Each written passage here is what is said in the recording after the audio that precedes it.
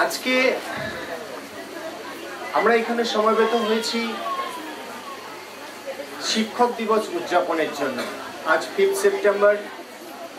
শিক্ষক দিবস বলতে গেলেই প্রথমে যেটা আমাদের বলতে হয় সেই ডক্টর সর্বপল্লী রাধাকৃষ্ণনের জন্মদিনটা মনে পড়ে নেয়। ডক্টর সর্বপল্লী রাধাকৃষ্ণন তামিলনাড়ুর একটা প্রত্যন্ত গ্রামে এক ব্রাহ্মণ পরিবারে 1888 সালে 5 সেপ্টেম্বর জন্মগ্রহণ করেছিলেন। উনি অনেক মেধাবী মানুষ ছিলেন। জীবনে কোনো পরীক্ষায় উনি সেকেন্ড হননি। তারপর উনি আমাদের রাষ্ট্রপতি ছিলেন এবং আমাদের ভারতবর্ষের সব থেকে যেটা সেরা সম্মান ভারত রত্ন উনি পেয়েছিলেন। আজকে ওনাকে আমি সশ্রদ্ধ প্রণাম জানিয়ে এই শিক্ষক দিবসের 2-4টে কিছু কথা বলব। উপস্থিত এখানে ছাত্রছাত্রী, অভিভাবকগণ, এই মহতী অনুষ্ঠানে আমরা যে উপস্থিত হয়েছি, আমাদের উদ্দেশ্য একটাই, আমরা শিক্ষক দিবস উদযাপন করব।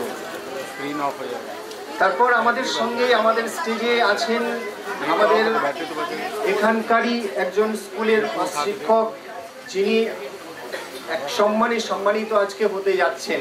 ওনাকে পেয়ে আমরা অনেক গর্ব অনুভব করি।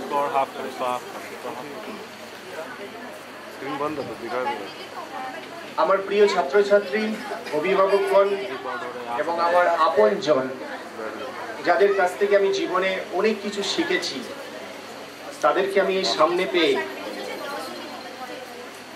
2-4টে কথা বলবো। আমি বেশি টাইম নেব না, তোমাদের অনেক প্রোগ্রাম আছে, অনেক কিছু আছে, বেশি টাইম নেব না। জীবনে আমাদের দুটো জিনিস খুব ইম্পর্টেন্ট, একটা হচ্ছে শিক্ষা আর একটা হচ্ছে দীক্ষা। আমরা কথাই বলি না শিক্ষা দীক্ষার ব্যাপারটা, একটা হচ্ছে শিক্ষা আর একটা হচ্ছে দীক্ষা। শিক্ষা আসে শিক্ষকদের কাছ থেকে আর দীক্ষা আসে পরিবারের কাছ থেকে। আপনাদের সেক্রেটারি কিছুক্ষণ আগেই বললেন যে পরিবার তরফ থেকেই আমাদের ছেলেরা কিন্তু তৈরি হয়। সেই জন্য শিক্ষক, একজন ভালো শিক্ষক পাওয়া জীবনে খুব গুরুত্বপূর্ণ জিনিস।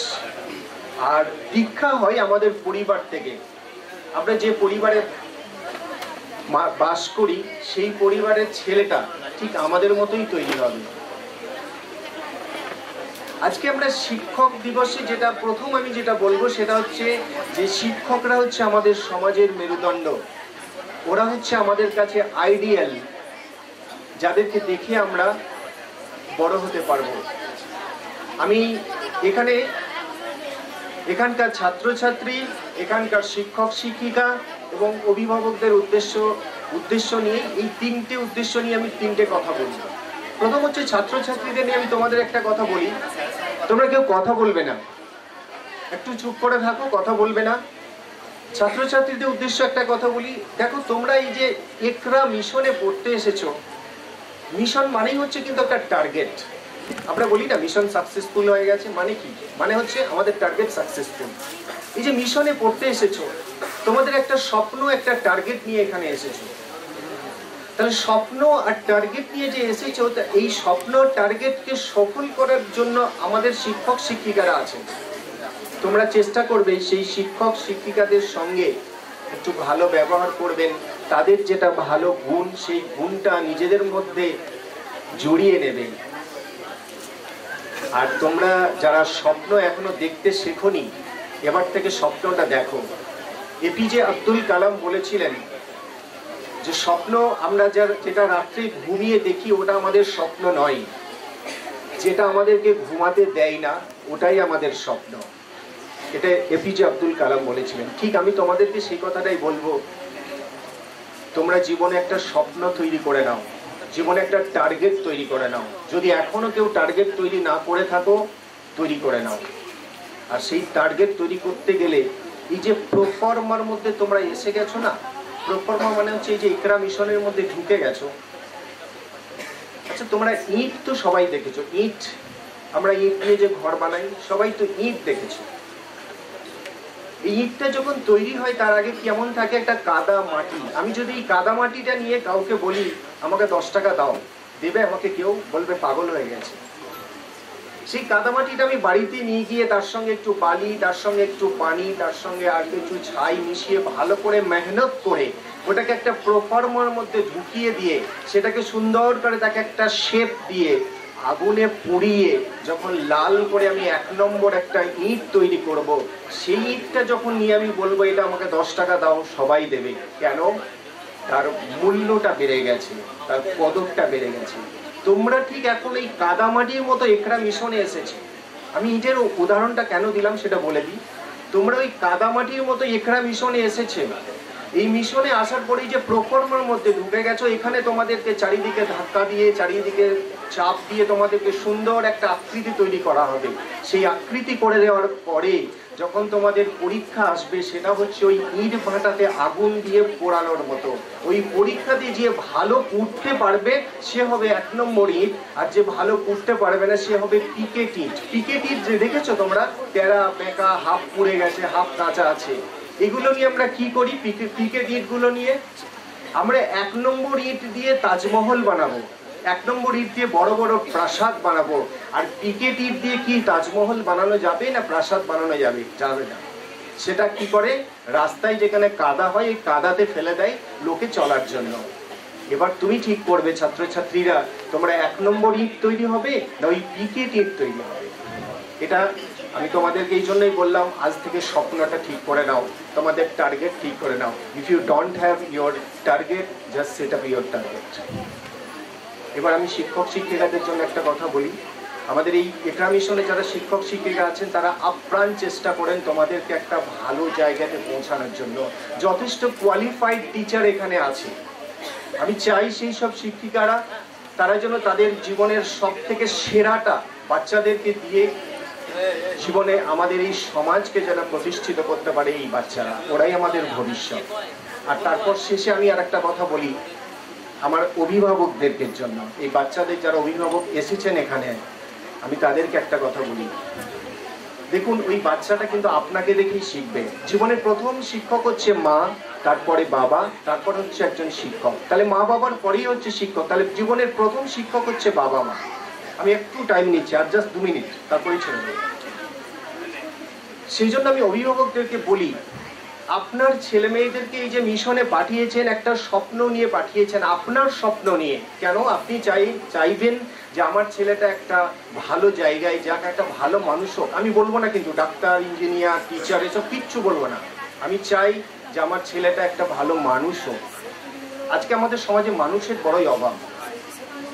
এই যে আপনি স্বপ্ন নিয়ে পাঠিয়েছেন, ওকে বারে বারে, আপনার ছেলেকে বারে বারে এই স্বপ্নটাকে ব্রেনে আঘাত করুন। তোমাকে আমি একরা মিশনে পাঠিয়েছি একটা স্বপ্ন নিয়ে, আমার একটা স্বপ্ন আছে, এটা ওকে ব্রেনে আঘাত করুন। তাহলে কি হবে? ওর মনের মধ্যে কথাটা বারে বারে লাগবে।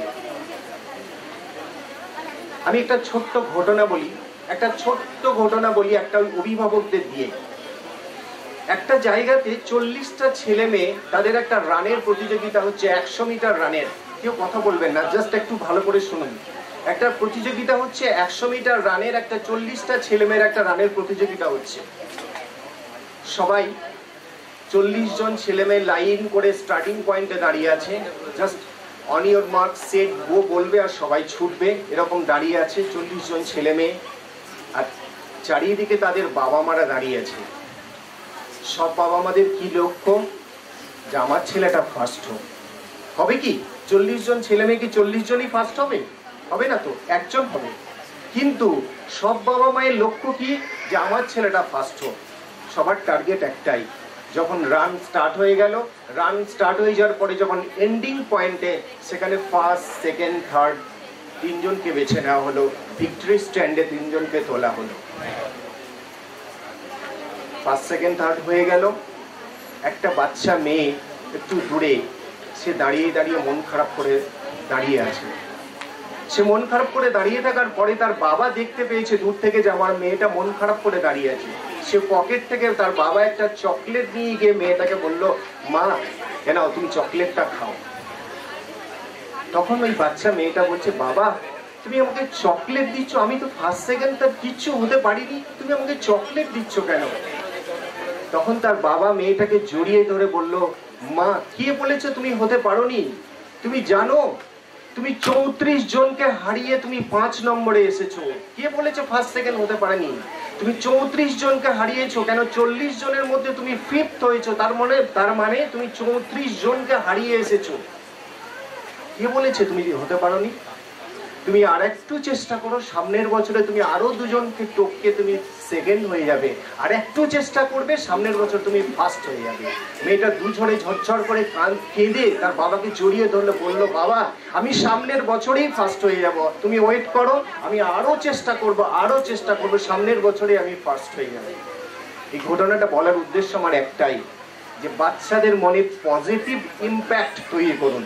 পজিটিভ ইম্প্যাক্ট মানে হচ্ছে তাদেরকে ভালো জিনিসটা দিন, ভালো কথা বলুন, আর তাদেরকে এনথু দিন, এনার্জি দিন যে তুমি পারবে। আমরা কি করি, বাচ্চারা কিছু যদি না পারে তখন এই তোর দ্বারা কিছু হবে না, যা যা তুই পারবি না, তুই মাঠে গিয়ে চাষ কর, নাহলে আর কিছু কর। কখনোই এরকম বলবেন না বাচ্চাদের, একদমই না।